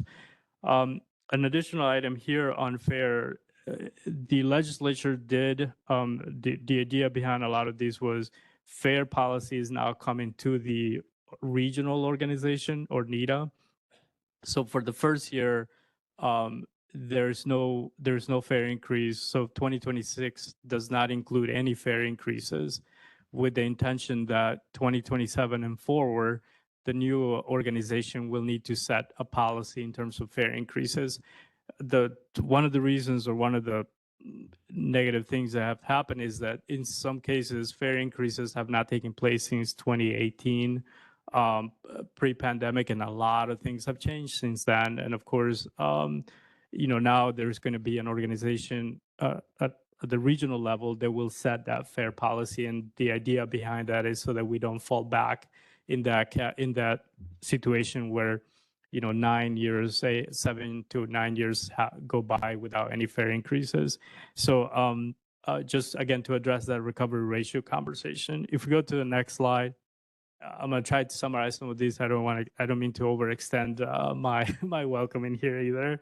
But again, some of the potential midterm and long-term initiatives that we are taking right now. So again, the RTA will support the service boards in the transition from protecting the service to now improving services with the additional funding. So that includes accelerating the hiring operators, training and support, increase frequency and reduce service gaps, expanding the Access Pilot Program to CTA and PACE. Again, right now, that has been a program in Cook County. The idea is to expand that across the region, as well as coordinating service planning to make it easier to transfer between any of the three operators, and also begin planning for the public safety program that the legislature is calling for. In the long term, the bill also reorganizes the RTA under the, again, Northern Illinois Transit Authority, or NEDA. NEDA builds on the current responsibilities of the RTA and adds additional responsibilities such as fare, service planning, capital planning. So all of that now will become the responsibility of NEDA. If we go to the next slide, this more or less addresses some of the questions about the makeup of the new NEDA board. So this is, again, just an overview. The terms of the current RTA board members will expire September 1st of 2026. The members can be reappointed, and the process for that is going to be, again, the county board chair or executive will nominate somebody. The county board will then bless it. That's sort of the process that's expected to happen. The current board members, if they wish to, they can be reappointed or put their names in. There will be 20 board members now instead of right now we have 16, 15 directors and the county and the RTA chair. Now there'll be 20, and one of those 20 will be selected by that same board as the chair of the NEDA board. And again, that all becomes effective September 1st, 2026, and there'll be 5 from each region. So as John mentioned before, from Metra, 5 from the collar counties, 5 by South Suburban Cook County, and then 5 from the city of Chicago, and then 5 appointed by the state. So again, the executive or chair or governor will nominate. The governing body will need to approve it, and that's sort of the sentiment behind the Senate Bill 2111. So at this time, again, that's going to be effective September 1st, 2021. And then, as mentioned in there is 17 of those 20 board members who will need to also serve on the operators boards as well. So, and there's in our summary that we have posted online, there is a breakdown of the terms and how they're escalating and what the requirements are. There is also minimum requirements now to serve on the NEDA board. And so, of course, education level, experience in transit, all of that is part of that included in there. So again, I recommend that you go and download that summary document once we share the link. If we go to the next slide, these are some of the key dates and deadlines. So On December 18th, the RTA board will consider the regional budget for adoption. And then early 2026, the RTA and the service boards will start to plan for futures expanded services. June 1st, 2026, Senate Bill 2111, pending the governor's signature, becomes law, and then the RTA becomes NETA. That's again June 1st, 2026. Summer of 2026, the RTA Board of Directors will need to consider increasing the 0.25% sales tax. And that's again has to be approved with via simple majority within 60 days of June 1st. And then September 1st of 2026, the current RTA board goes away, and then the NETA board becomes in effect October 1st, 2026. There is a transition working group that's established. And again, we have the details on the summary page. 15 members of these transition groups, that it's not the same as the NETA board, including representatives from the service boards, labor, and the NETA board will be part of this working transition group. If we go to the next slide, and I promise that's the last one. We have talked a lot about operations, but now there is some additional news on capital. And so you see some of the projects that are outlined here that Metro already mentioned that are happening here in Will County. So I mentioned the $180 million coming for capital. Our efforts will continue to lobby the legislature for funding of capital. It's in a similar fashion that they have done for operations. Again, at this time, I wanted to thank you for your time and giving us the opportunity to present a regional budget. We can take questions at this time. Before we take any questions, I'd just like to make a couple of other comments. There was a question raised about governance and the number of representatives from Cook County. And as one member of the board, I'll have to tell you that is a personal concern of mine. Not only are there 10 members from Cook County, but the governor has the freedom to appoint anyone that he chooses. So theoretically, it could be 5 more members from Cook County. So, we need to be vigilant about that. I think that's a concern that I shared with the county executive, and the speaker is well aware of that. It's part of why the Will County people work so hard with the legislation itself to make sure that people understood the concerns of the collar counties. And in my opinion, those are real concerns. If you look at the 4 appointing authorities, the governor, the Cook County board president, and the mayor essentially all control 5 votes. In the collar counties, the county executive controls 1 vote. And all 5 counties don't have to be on the same page, which obviously, raises some issues. And if you think back to the slide that Kevin had up there that talked about 12 votes with a minimum of 2 being required from each area, it's conceivable with the collar counties that doesn't happen. Less conceivable with the city of Chicago, where the mayor appoints all 5 people, or suburban Cook, where the Cook County board president appoints all 5 people, or even with the governor who appoints all 5 people.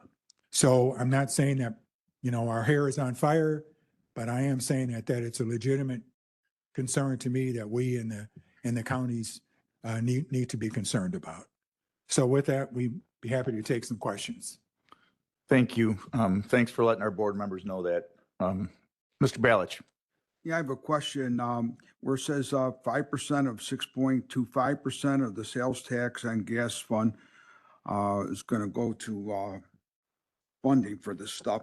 Well, the question, where was the 6.25% going originally before the 5% was taken out? Yeah, the state was keeping that funding for the roads and bridges and all that kind of related projects.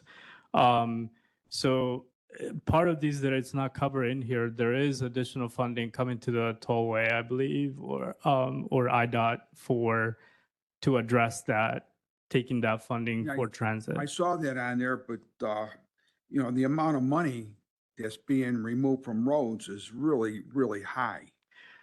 And it's not covered in that, I think it was 110 million, if I remember right. I can go to the page and give you the exact dollar amount that it is. Yeah, if you could refer, I don't believe we covered the amount that's estimated for, that's going to the Illinois Tollway, or IDOT, but But what I'm getting at is, so it's like robbing Peter to pay Paul, right? So we're going to end up with a shortfall for the roads. And then we're going to be told to pay another sales tax or pay another fee or something else, because what we're doing is we keep, and I get the need for what you guys are doing, but I look at it like it's not sustainable. It seems like every time you turn around, you can't get enough riders to pay for the thing.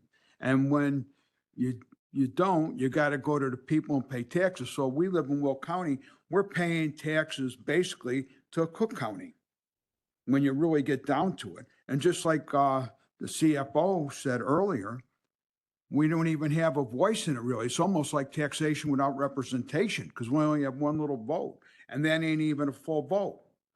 You know, so it's very frustrating to me with all this stuff, you know, and, you know, I just question a lot of things. I didn't go into it with, but why are, you know, with pace and all that, we're replacing trains and this and that. Well, why would you go with electric when there's other means that are more efficient and they don't freeze up and they don't blow up and they don't have no problems like natural gas?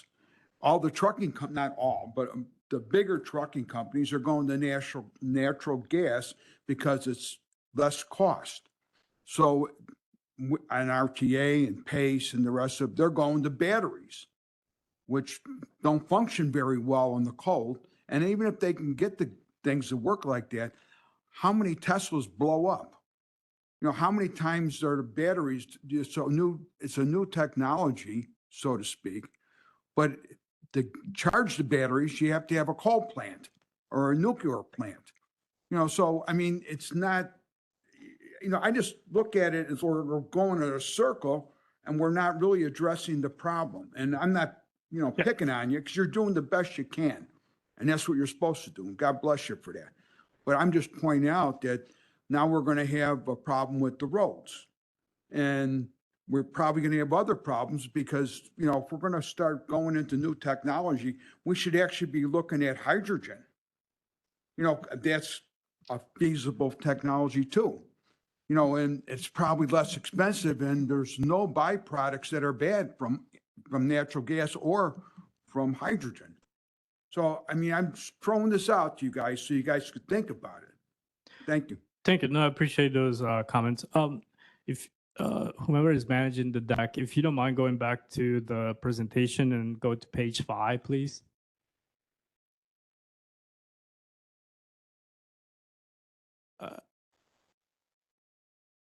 No, RTA. Yep. Thank you. Yeah. So, yeah, these are the two new items or the new revenues that are coming in. The one that you mentioned is 5 points of the state 6.25% sales tax on gas. We're estimating annualized about 731 million, 745.6 million. I'll be happy to follow up with you, Director Balak, but I believe that the additional funding included on Senate Bill 2111 for the tollway is over $1 billion. I'll follow up with what that number is. And again, the points that you raised are all very valid. And of course, that one over the $1 billion that's coming to the tollway is also coming in with additional controversies as well. So, but to address that, that funding was reallocated from the road fund to, or these 5 points to 85% for the RTA region, the 15% for downstate transit, and it was replaced with that funding that's coming to the tollway. I will follow up with what the actual number is for, or the estimated for the tollway, so that at least just for transparency, you have that information as well. Thank you. Mr. Butler. So do we have any figures on how much motor fuel tax comes from each county? We don't collect it right now, but yes, but that information is posted on the Department of Revenue. I was, before my role with the RTA, I was a CFO for McHenry County, so I know exactly the pain that you're feeling in terms of the road fund and the hit that the counties are sort of taking in that regard. And the Department of Revenue does break that down. I'm not sure if we have it at the RTA, but we'll follow up with you on Yeah, that. also just, all the taxes that are coming from each county and then going into this CTA. Because it seems like, I mean, just as a businessman, if you were to say, hey, your business is only really being able to cover 20% of its costs, it's pretty scary. Because obviously I would say, man, I need to do something different, or I need to close my doors because this isn't working. It is obviously it's a heavily subsidized service, public service, but we do have a breakdown of sales tax collected by the RTA by county, and we'll send you that information. That's Yep. fine. Also, I just think, just thinking about the motor fuel tax and all this, that there's a lot of people, just kind of philosophical, there's a lot of people that pay for buses that don't ride a bus because they're driving their cars or their trucks and they're paying for the system. And it just seems that rather than, 5 by the governor, 10 to Cook County, shouldn't it be based on contributions? Who's paying the money? What are their contributions? And shouldn't they have some sort of measure of control over the amount of money they're investing? I mean, it just seems like it would make sense. It would make sense, but to be honest, that's under the control of the legislature. We didn't. No, I get it. I'm just so people can think. Don't disagree with you. Thank you, Mr. Butler. Moving on to Member Trenier. Thank you, JD. And I forgot the young man's Kevin. name. Kevin? Kevin. Yes. Kevin. Thank you for your presentation. Very good. So just so I can confirm in my own head, the RTA board is going to change its name to NETA. Correct. Okay, I wanted to make sure I had that straight. And then on page 9, where it talks about the different groups that are getting appointed, and it talks about major decisions requiring a supermajority and 2 from each subregion. So that, to me, when I think subregion, I think geography, but I think that's not what they mean here. They mean you would have to have 2 of the 5 Collier County appointees agreeing, which would mean 3 of them might not. Yeah. And then it would have to be 2 from each of the other appointed groups.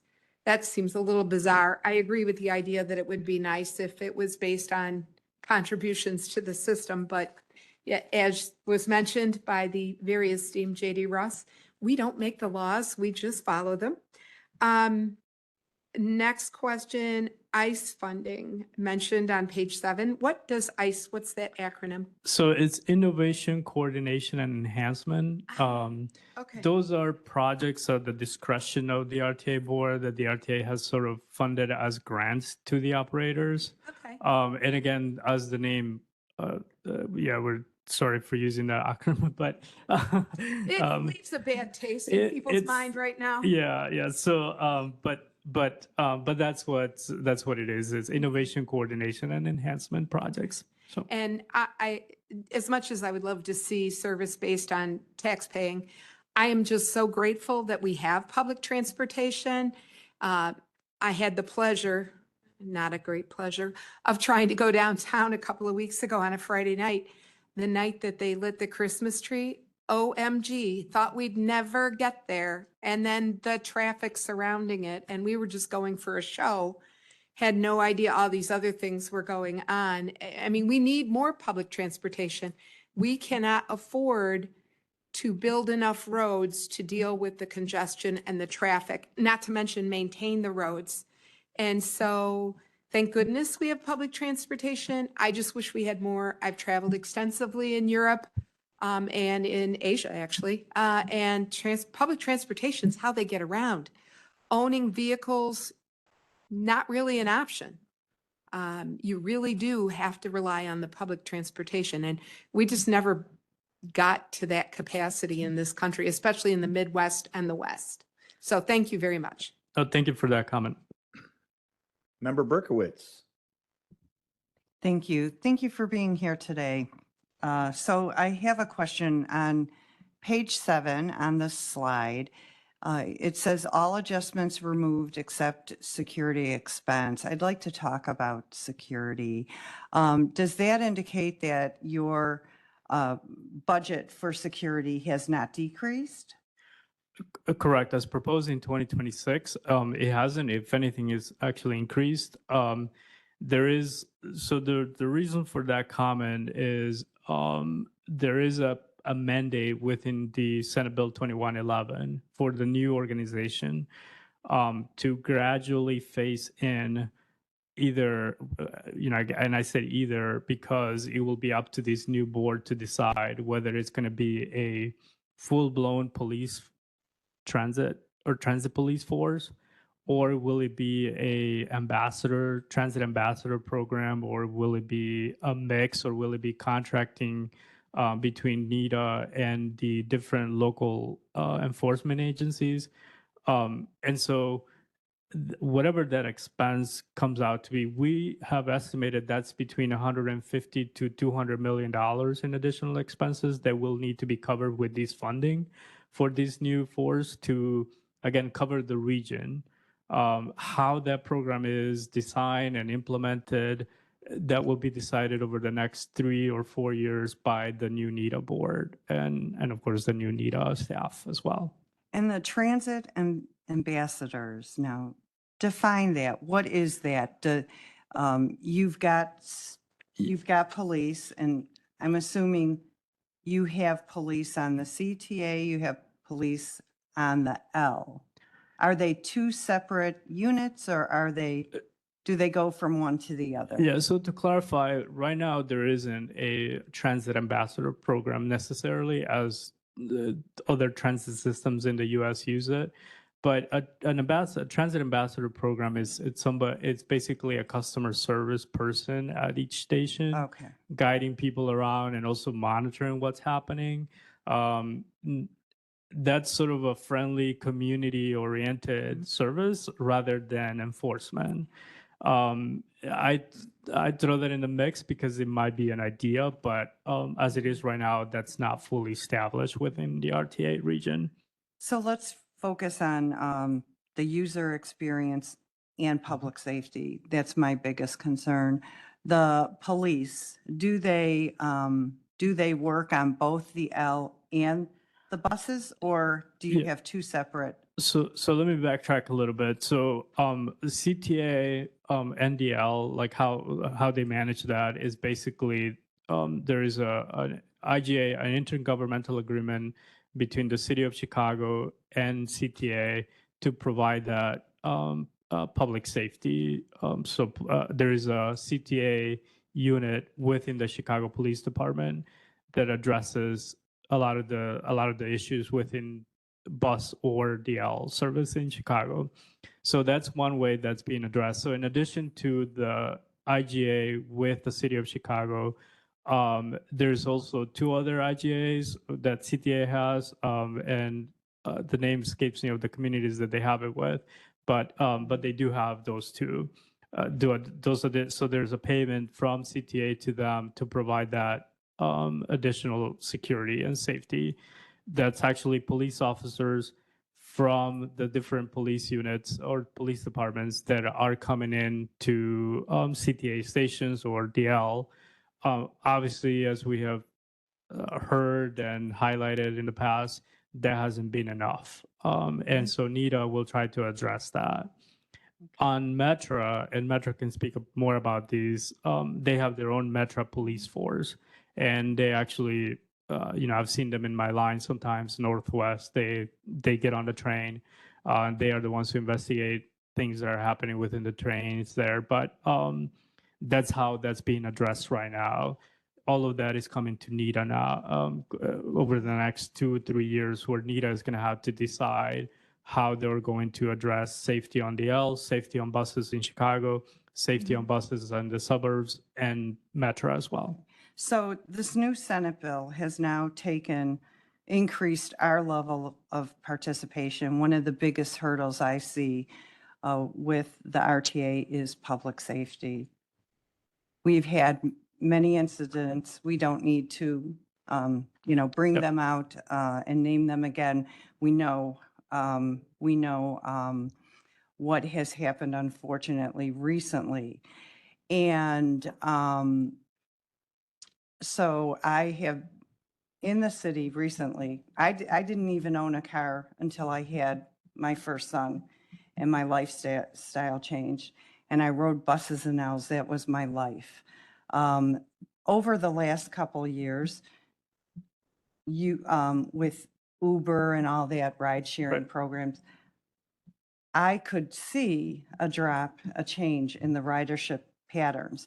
So NETA has a challenge here. They have to address this public safety issue.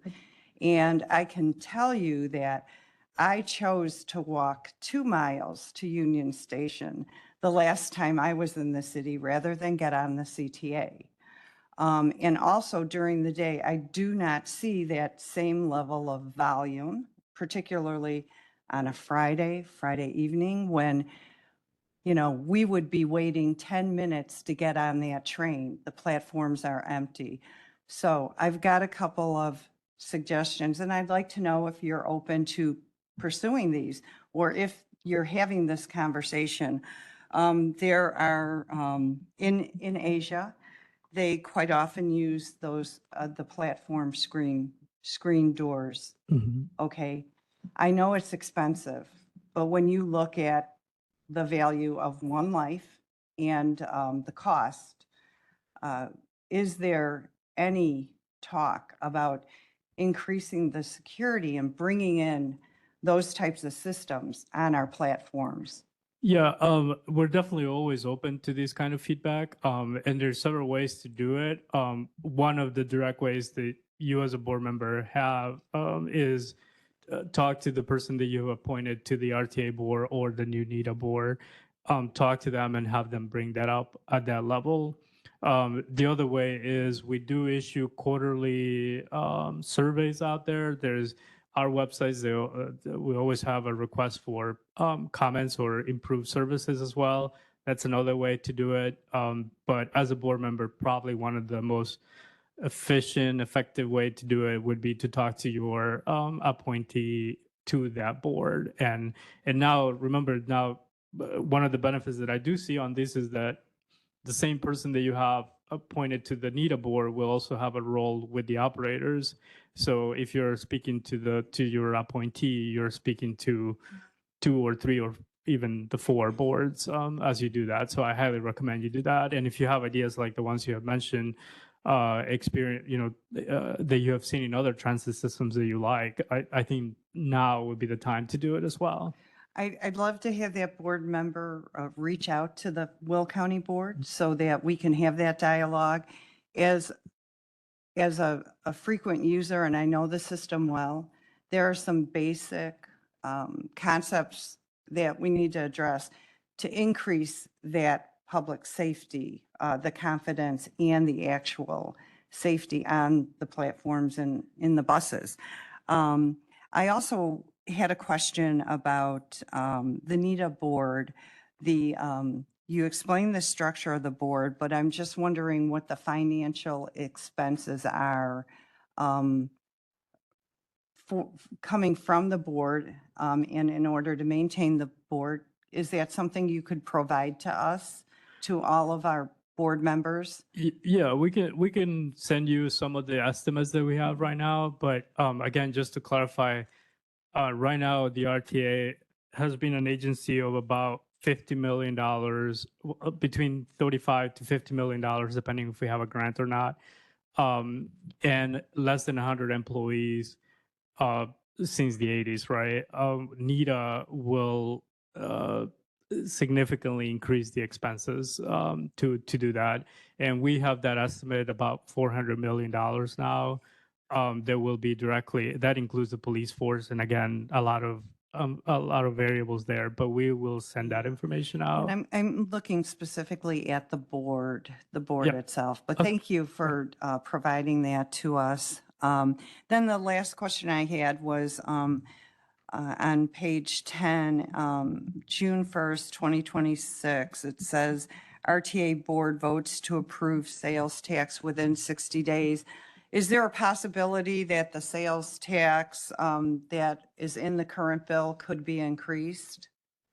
Yeah, so the Senate Bill 2111 is asking the RTA board to increase the current RTA sales tax by 0.25%. And that's an estimate over $400 million in additional revenue to transit system. But the RTA board does need to take a vote on that. So I can tell you as a board member, that that was part of the legislation. You could say that the legislature kicked the can, back to the RTA on that, but as part of the overall package, and if we don't vote for it, I could see members of the legislature pulling back some of the funding that they already have approved because they considered it to be part of the total package. So yes, we have some discretion to vote for it, but in my opinion, we don't have any discretion. We have to vote for it, or the whole deal runs the risk of being, right, invalidated. And is there the possibility they could actually raise the percentage of the tax? No, are they? Yep. Okay. We as the RTA or the NETA board would be able to do that without Mhm. legislative. Mhm. right.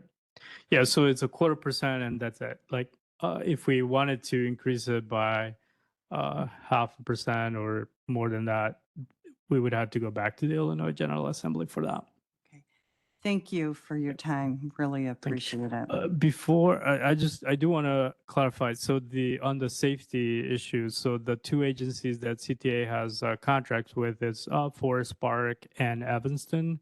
And so there's a IGA between those municipalities and their police departments to assist CTA with safety. And then also CTA does contract some security as well. So again, it doesn't mean that's been enough, because as we have seen, there's been the two comments that we get across the region has been safety and cleanliness. I'm going to put one there. And then the other one is we need more transit services. But I wanted to clarify before I mentioned the two other agencies, Forest Park and Evanston, came back to me. So figured I would share that. And I would just tell you that in spite of some of the horrible incidents that have happened, like the one last week, the CTA has been working hard to improve safety. About a month ago, I had an opportunity to go to one of the Chicago police stations to see the communications apparatus for the CTA with the Chicago police, and it's unbelievable. There are cameras everywhere. Soon they'll be able to use facial recognition, to identify people that have been trespassed and things like that. So they're working hard. Frankly, funding, I think, has been a detriment to some of the things that they are now going to be able to do. So I'm excited about the future from that standpoint. I think you're going to see a lot of improvements. Thank you. Any final thoughts from any of the board members? No? Seeing none. Well, once again, thank you, gentlemen, for your presentation. And I want to thank everybody, all three entities, for coming in today and sharing their thoughts. And we're excited about the information that you guys had been asked for to please pass it along. So thank you. Thank you.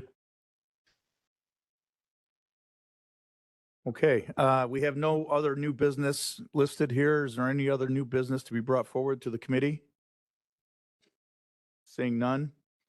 Are there any public comments relevant to the matters under the jurisdiction of the county board? Any public comment? The announcements and reports by chair, I would just say Thursday we do have executive committee, and I believe we have Forest Preserve as well. We will be having new leadership in both of those meetings. So looking forward to seeing everybody on Thursday. And there is no need for executive session, so I will entertain a motion to adjourn. Motion Freeman, second Trinier. All those in favor, please say aye. Aye. Anyone opposed? Motion carries. Thank you all for taking time out